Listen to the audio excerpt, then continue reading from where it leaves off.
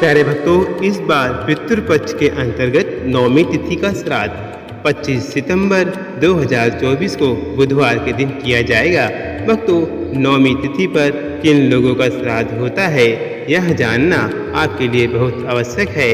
भक्तों, श्राद्ध के दिन किन कार्यों को नहीं करना चाहिए और किन कार्यों को करने की सख्त मनाही होती है, इसकी भी जानकारी होना आवश्यक है। भक्तों, श्राद्ध के दिनों में जैसे ग्रह कलह नहीं करना चाहिए, चरखा, मांसाहार, बैगन, प्याज, लहसुन, बासी भोजन, सफ़ेद तिल, मूली, लौकी, काला नमक, सत्तू, जीरा, मसूर की दाल, सरसों का साग, चना आदि वर्जित माना गया है। कोई यदि इनका उपयोग करता है तो पितृगण नाराज हो जाते हैं। इसके साथ ही शराब पीना, मांस खाना, श्राद्ध के दौरान मांगलिक कार्य करना, झूठ बोलना और ब्याज का धंधा करने से भी पितृ नाराज होते हैं। भक्तों, आइए अब जानते हैं नौमी श्राद्ध तिथि की कुछ महत्वपूर्ण बातें।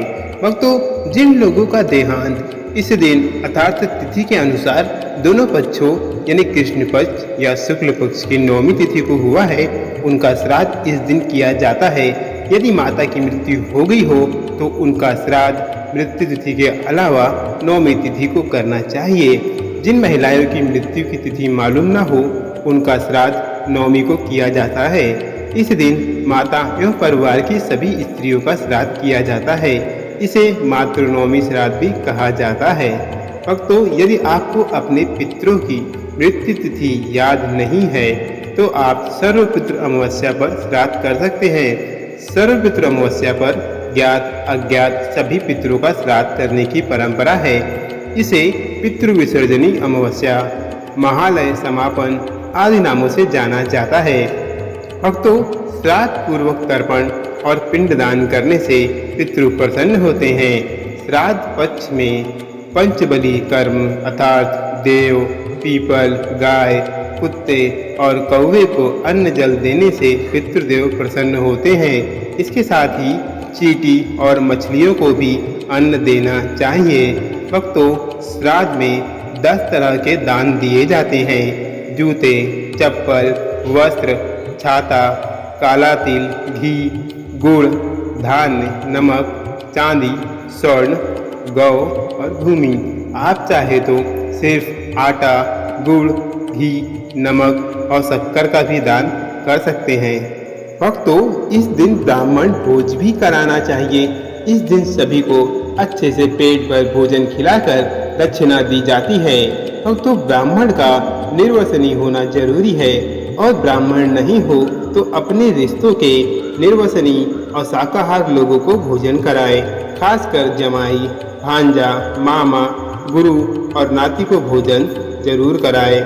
भक्तों, पितृपक्ष के दौरान प्रतिदिन अपने द्वार पर पितरों के निमित्त एक दीपक जरूर जलाएं। दक्षिण दिशा में पितरों के निमित्त 2, 5, 11 या 16 दीपक जरूर जलाएं। आप अपनी गैलरी में भी जला सकते हैं और आप प्रतिदिन पीपल के पेड़ के पास भी दीपक जलाकर पितरों की मृत्यु हेतु प्रार्थना कर सकते हैं। परिवार के सभी सदस्यों को बराबर मात्रा में सिक्के इकट्ठे करके उन्हें मंदिर में दान करें। भक्तों, श्राद्ध के समय घी में गुड़ मिलाकर सुगंधित धूप दें। जब तक वह जले तब तक ओम पितृ देवताभ्यो नमो का जप करें और इसी मंत्र से आहुति दें। भक्तों, भगवान विष्णु सहित इन दिव्य पितरों की पूजा श्राद्ध के समय करें, जैसे कि यमराज, कावंडल, सोम, आर्यमा, अग्निस्व, सोमसद, बहिर्पद, चित्रगुप्त जी, अग्निस्वात, बहिर्पद, अजाप्य, सोमे, रसिप, उपदूत, अयत्नु, श्राद्धभुक्त व नांदिमुख, आदित्य वसु, रुद्र तथा दोनों अश्विनी कुमार आदि।